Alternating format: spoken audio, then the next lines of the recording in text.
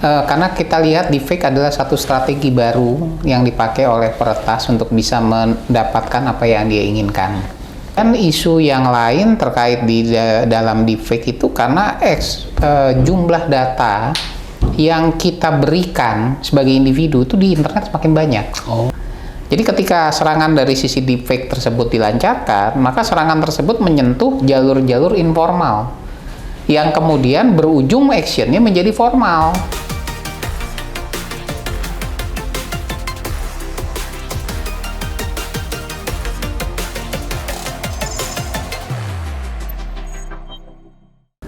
Halo teman-teman, bertemu lagi dengan saya Wisnu Nugroho, Editor-in-Chief dari SEO Insight. SEO Insight sendiri adalah media yang mencoba mengangkat perspektif IT leaders perusahaan Indonesia dalam memandang isu dan tren terkini. Nah, SEO Insight punya turunannya sekarang, yaitu yang kami sebut dengan Secure Bytes. Jadi ini adalah podcast yang khusus membahas isu cyber security gitu ya. Jadi kita akan coba melihat apa isu cyber security di luar sana dan kemudian kita akan bahas dan juga akan mencari solusinya terkait serangan-serangan cyber yang mungkin ada di luar sana gitu ya.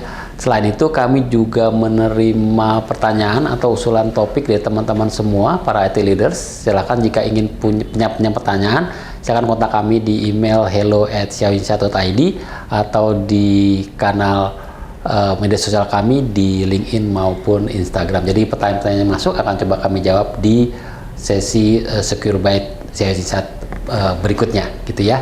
Dan tentu saja yang akan menjawab pertanyaan ataupun membahas topik tersebut bukan saya sendiri. Saya akan ditemani pakar cyber security dan juga sekaligus teman lama saya, yaitu Pak Faisal Yahya.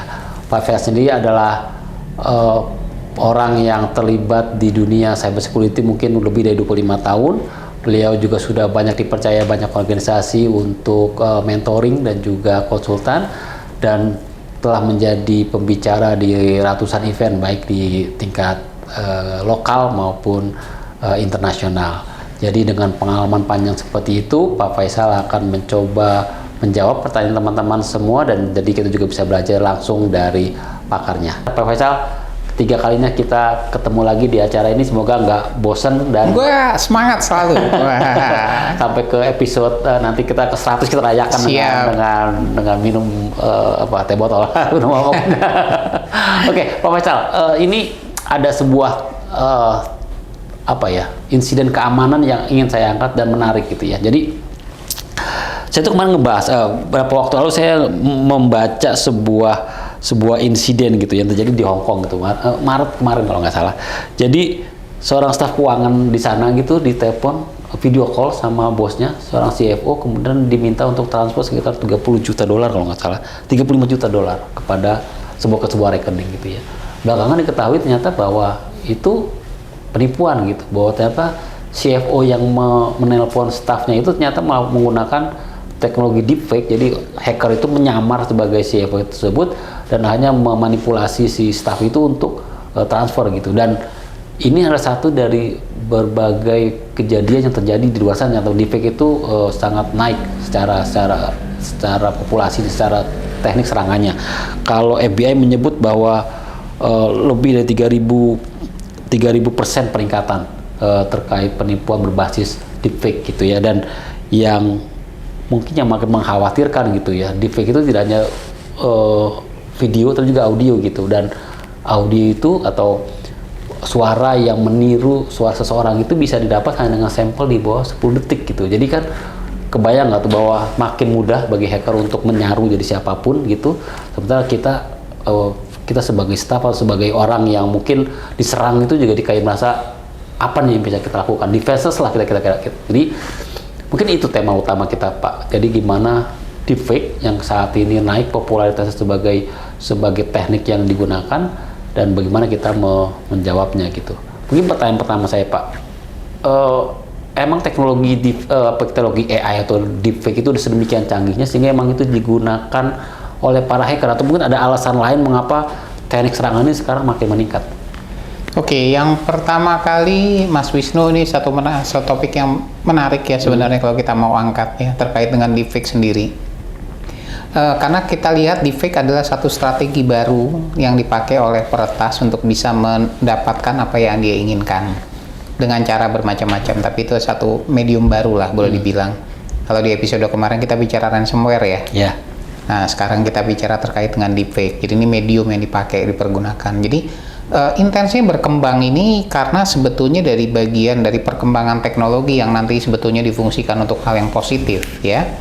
Terkait deepfake, dan kemudian isu yang lain terkait di dalam deepfake itu karena jumlah data yang kita berikan sebagai individu itu di internet semakin banyak. Oh, betul. Ya, dari foto-foto yang kita berikan bisa dihidupkan, ya kan? Itu bisa berapa proses. Jadi kayak foto itu dihidupkan dulu, durasinya 5 detik biasanya.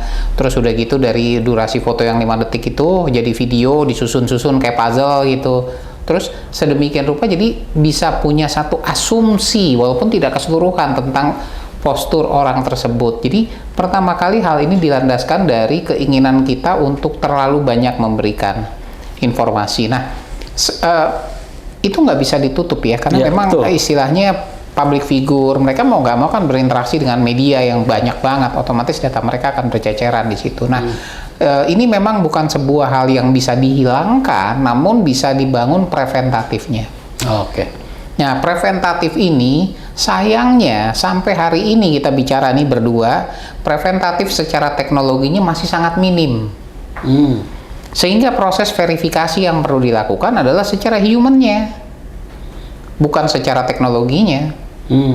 Kan kalau misalnya saat ini ketika dulu ada ketika beberapa tahun terakhir kan ada ChatGPT yang ngebuat artikel, kemudian akan muncul kemudian ada sebuah tools yang bilang, oh ini dibuat ChatGPT gitu. Jadi teks, menilai teks itu ChatGPT atau tidak, itu ada toolsnya.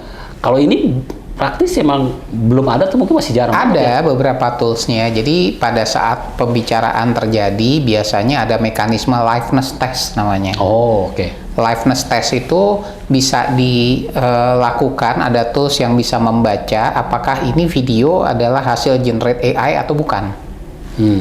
Ya. Tapi itu nggak umum kali ya? Boleh dikatakan sekarang makin umum, tapi biasanya dipakai karena memang harganya nggak murah sejauh ini karena masih teknologi baru kan, belum ada banyak perusahaan yang membangun. Jadi hanya dipakai untuk verifikasi kondisi-kondisi tertentu. Jadi kalau misalnya saya video call Mas Wisnu nih, itu mungkin berat karena kalau saya video call Mas Wisnu, masuk ke Mas Wisnu punya gadget, kan nggak mungkin ada tools itu. Betul. Nah, serangan ini bukan serangan yang masuk ke dalam medium yang sifatnya formal, tapi informal.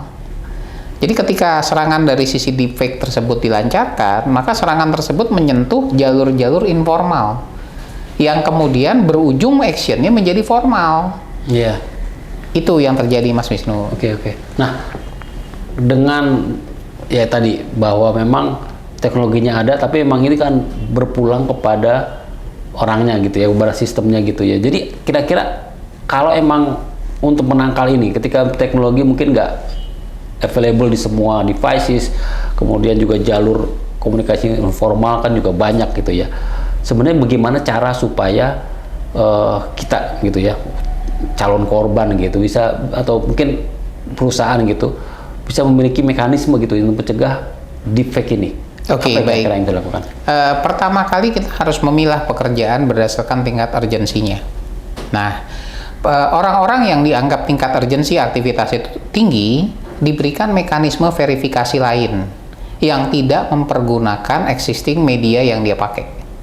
Ya, contoh barangkali bisa kita hidupkan kembali handphone yang GSM, barangkali seperti itu kita bisa pergunakan nomor yang nanti nomor itu bisa menerima kayak seperti OTP dan sebagainya. Itu paling murah deh, tapi nggak paling aman ya, boleh dikatakan yang paling bisa dilakukan. Intinya adalah kita trust komunikasi itu karena bisa jadi itu benar, tapi kita always harus verify.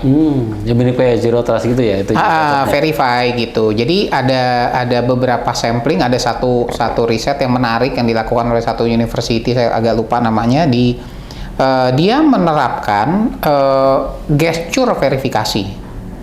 Jadi misalnya ketika seseorang diminta untuk melakukan transfer atau apa, dikasih gesture-nya misalnya pakai tangan 3 atau 5 atau 1. Jadi verifikasi berdasarkan gesture. Dan itu hanya diketahui oleh pihak yang Hanya diketahui oleh pihak yang berinteraksi. Gitu. Jadi proses verifikasi gesture itu juga diterapkan sebagai verifikasi. Nah, kalau gesture itu sudah dipakai, maka next-nya nggak perlu dipakai lagi. Oh, oke. Supaya nggak ditiru gitu ya. Supaya nggak ditiru. Kayak OTP lah, kayak mirip-mirip. Model OTP, tapi OTP ini dikirimkan lewat istilahnya dia punya playbook. Oh, iya. Ada playbook. Nah, playbook itu dikirimkan dalam bentuk gesture. Nah, biasanya ada satu hal yang menarik di situ, diambil sampling buku anak-anak.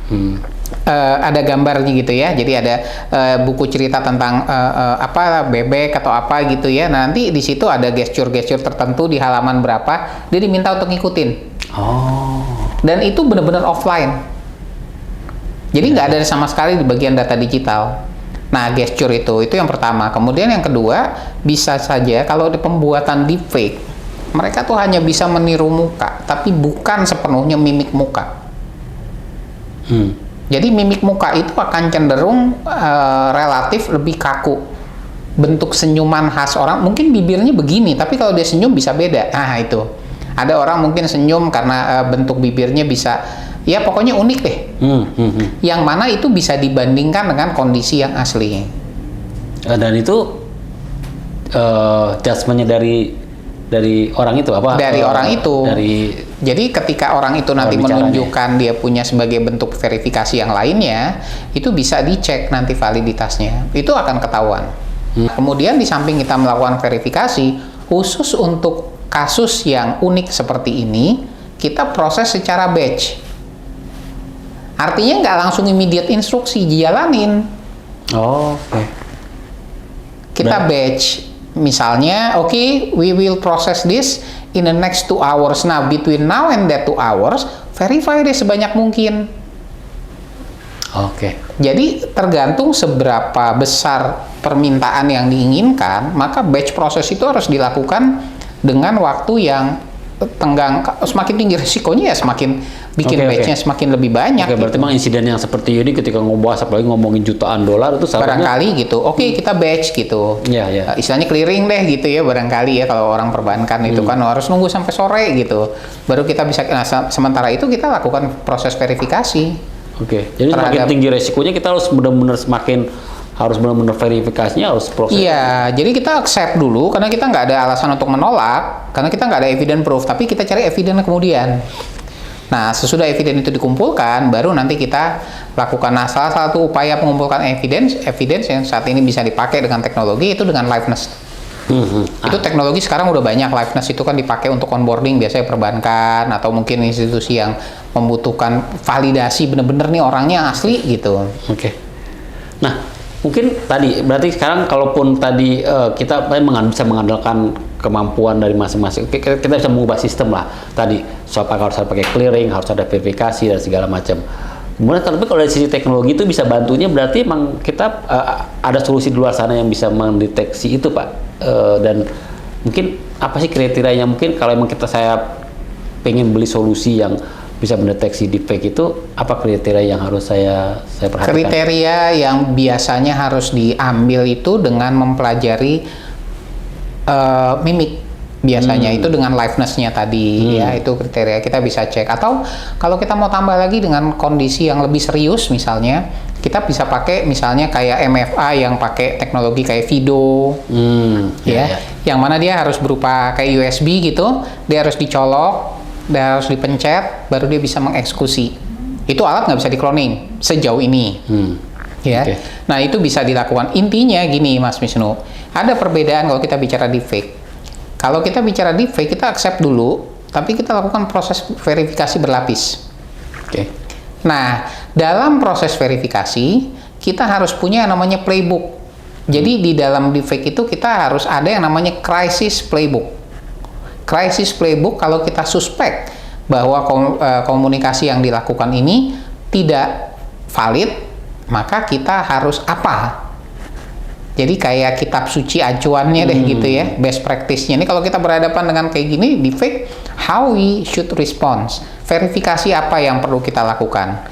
Ada verifikasi bisa macam-macam dengan geografik fisikal, artinya ini orang ada di sini bener nggak nih gitu, atau apa gitu, atau misalnya kadang-kadang suruh foto keliling.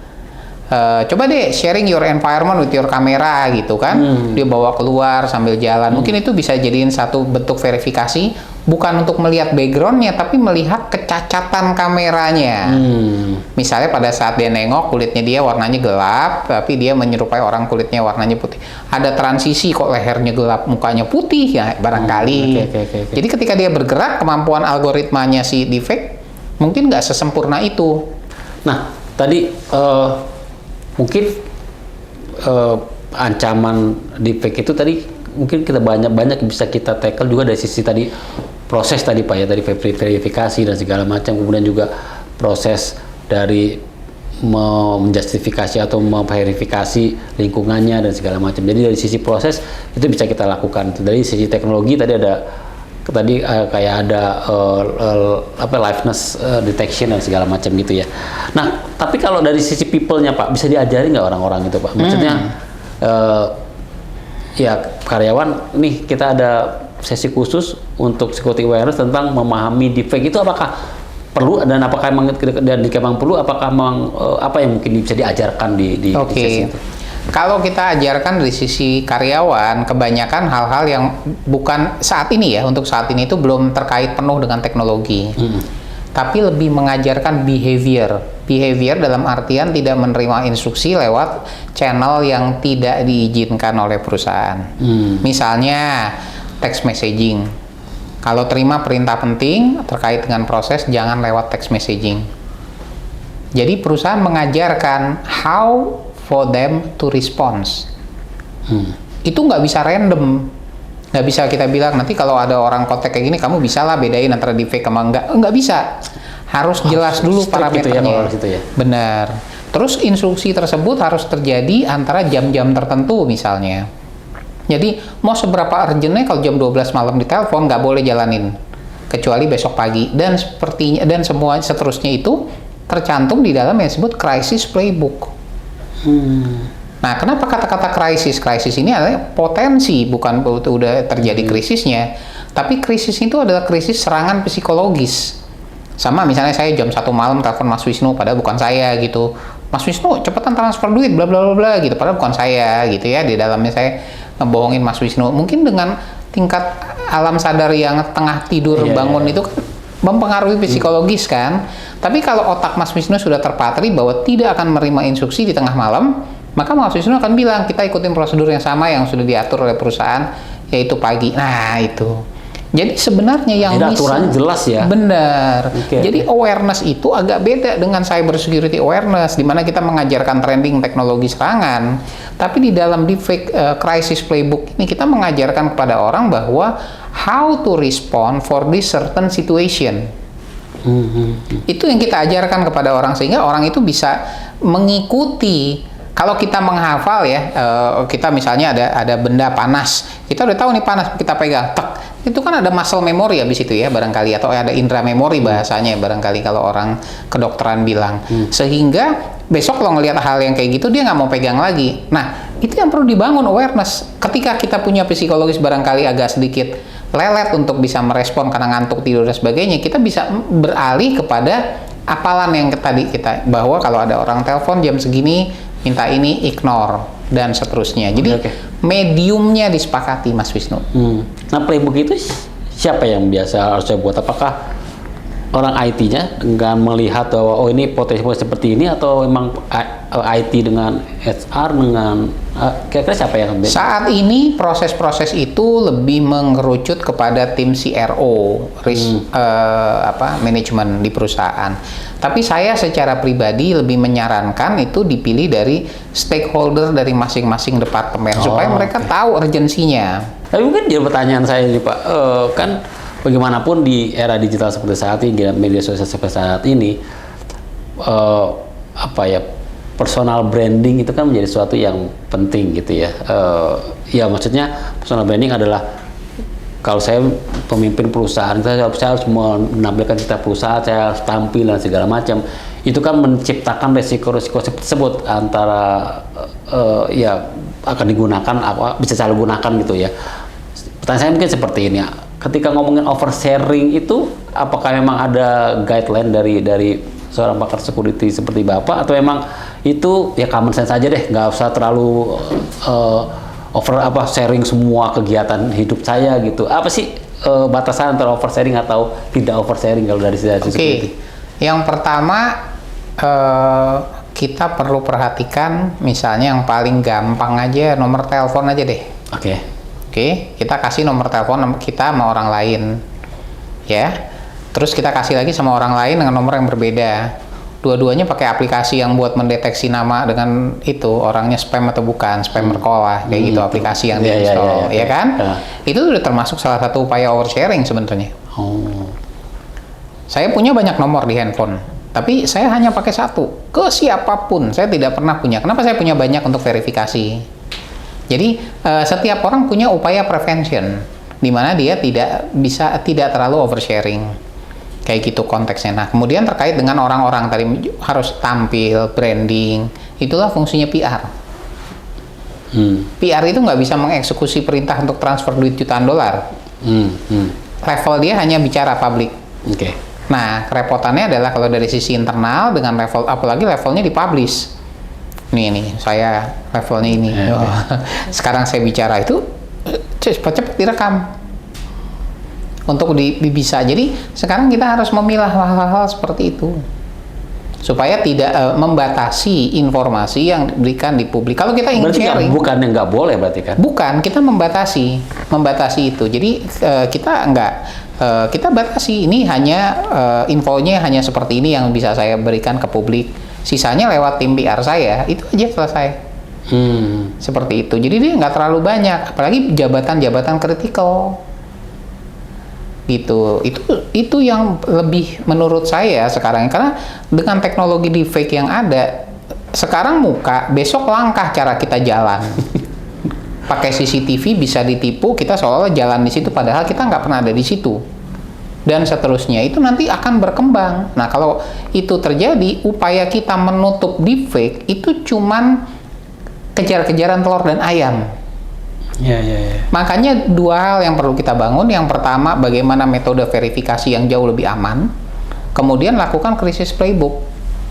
Dengan adanya krisis playbook, kita punya rule of the game. Kalau dia minta uang transfer, batch aja. 3 jam kemudian, dari sekarang sampai 3 jam kita verifikasi lewat sumber manapun, keluarganya kita tanya atau apanya, gitu semua kita kumpulin untuk validasi. Ini kaitan nggak mungkin pertanyaan terakhir saya juga nih soal deepfake. Kan kita lihat perkembangan teknologi sedemikian pesat gitu ya. Mungkin kita akan melihat video-video yang lebih deepfake yang lebih presisi, yang mungkin makin sulit bisa dibedakan dengan yang aslinya. Tapi kalau punya tadi 2 saran tadi ya, poin verifikasi dan punya playbook tersebut, walaupun perkembangan teknologi demikian pesat, mungkin kita masih tetap punya pegangan untuk terhindar dari jebakan-jebakan deepfake tersebut gitu ya. Bisa saja kita bisa terhindar dengan istilahnya segala kemungkinan kita bisa terkena, tulis di dalam playbook. Itu memudahkan kita untuk merespon, karena otak manusia ketika dia menghafal, dia nggak akan butuh pertimbangan, langsung dijalanin. Jadi kita membangun itu. Berarti playbook itu suatu yang dokumen yang dinamis ya, ketika ada. Jadi itu harus berkembang terus. Jadi itu sekarang dokumen seperti itu tuh udah mulai dibicarakan setiap tahun, bagian dari tabletop exercise untuk disaster recovery. Jadi orang udah mulai itu sekarang mulai memasukkan di situ perintah-perintahnya, atau ada yang bahkan di dalam krisis playbook itu mereka menambahkan leveling approval. Jadi untuk menjalankan ini butuh 2 atau 3 orang yang bisa dikontak untuk bisa dieksekusi seperti itu. Jadi pendekatannya Mas Wisnu ke depan lebih banyak ke non-computing approval process. Jadi peranan manusia adalah sebaik-baiknya untuk bisa meng-counter sampai dengan detik ini. Sebaik-baiknya untuk bisa meng-counter potensi dari deepfake tersebut bisa terdampak kepada perusahaan. Tapi tidak bisa judgement itu dibangun oleh satu orang, tapi oleh pandangan beberapa orang, mungkin akademisi dan sebagainya, tulis dalam satu crisis playbook, di mana perusahaan nanti bisa merespon sesuai dengan konteks dan konten yang tercantum di dalam playbook tersebut sehingga mereka bisa memberikan respon yang relatif lebih cepat namun aman. Menarik ya, karena kan berapa episode lalu kita ngebahas bahwa human loop-nya itu kadang-kadang harus diperkecil. Sebenarnya kalau ini mungkin kita malah justru lebih banyak pendekatan kalau insiden serangan cyber. Iya, tapi kalau ini lebih kalau kepada ini malah sekarang ini karena keterbatasan teknologi untuk verifikasi, pendekatan humanis malah lebih. Betul. Jadi namanya teknologi, kita advancing teknologi. Teknologi itu advance, kadang-kadang counter side itu masih human. Jadi perkembangan teknologi dari sisi deepfake dan sebagainya, atau nanti ada teknologi-teknologi lain yang baru, yang akan terdampak atas kerugian itu adalah human. Makanya dia harus smart juga, tidak boleh tutup mata. Nah, makanya dengan adanya inovasi teknologi, sebenarnya inovasi teknologi tidak pernah menghilangkan fungsi manusia, hanya mempromosikan manusia sebagai fungsi yang jauh lebih strategis, tinggi daripada sekarang ini. Jadi nggak ngurusin remah-remah rengginang gitu dibilang mungkin istilahnya gitu ya. Barangkali kalau saya suka dengar ada remah-remah rengginang gitu, urusan-urusan remeh-temeh gitu ya, diurusin manusia. Yang kayak gitu dipindahkan ke automation. Tapi untuk hal-hal yang bersifat strategik, visionary, visibility itu tetap masih akan dipegang manusia, at least sampai sekarang. Termasuk mendeteksi deepfake tadi. Oke. Ya, oke. Terima kasih Pak Faisal, pembahasan yang menarik tentang deepfake dan bagaimana ini yang fenomena serangan yang makin populer di kalangan hacker. Tapi tadi kita udah bahas bagaimana cara mencegahnya, baik dari perubahan proses, tadi kita juga soal playbook, terus juga bagaimana kita bisa educate people dan juga mungkin nanti juga kita sedikit ada teknologi yang kita bahas, bagaimana kombinasi dari tiga itu mungkin dapat membuat kita bisa lebih aman terhadap serangan-serangan deepfake. Secara strategik. Mempersiapkan keamanan secara strategik. Betul. Pak Faisal, sekali lagi terima kasih atas terima kasih waktunya, dan nanti kita akan jumpa lagi di episode berikutnya dengan topik-topik yang pasti akan sangat menarik nih. Siap, terima kasih diundang. Oke, terima kasih Pak Faisal. Demikian rekan-rekan episode ketiga dari Secure Byte SEO Insight. Jadi di episode ketiga ini kita tadi bicara soal deepfake dan bagaimana cara kita mencegahnya. Semoga diskusi barusan dapat meningkatkan pengetahuan teman-teman, juga menjawab rasa ingin tahu bagaimana tentang deepfake dan pencegahannya. Sekali lagi saya membuka pertanyaan. Jika memang teman-teman memiliki pertanyaan atau usulan topik terkait cybersecurity, silakan kontak kami di email melalui hello@xiaoinsight.id maupun di platform media sosial kami di LinkedIn maupun Instagram. Sampai jumpa di episode berikutnya dan salam.